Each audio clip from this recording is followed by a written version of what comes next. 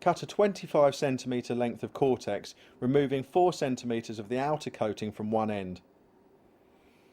Into the end of the supple section, tie a small overhand loop knot, ease it down and trim away the tag end using some titanium braid blades.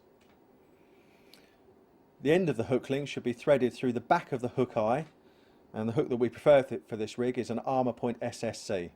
A boilie is threaded onto the hair so that we can measure the exact length. 15mm between the bend of the hook and the top of the bait is just right. Now we form the knotless knot, each whipping neatly placed behind the previous one. About 5 or 6 turns is right, and this should be done with the coated section. When the whipping is finished, it's threaded back through to exit from the front of the hook eye. Next, a shot is pinched onto the hook link exactly in between the end of the whipping and the top of the boilie.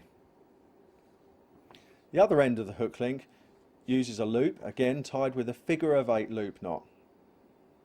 This allows us to use the quick change swivel system. Trim away the tag end and slide the quick change sleeve into position. The rig can now be placed over the quick change swivel, which in this instance we've used with a safety bolt clip.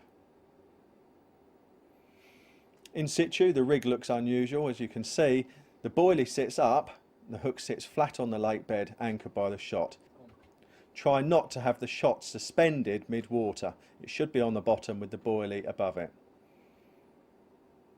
A very different presentation, which is unusual, and as Max says, we're not quite sure why it works, but it certainly does. Give it a go, I think you'll be impressed.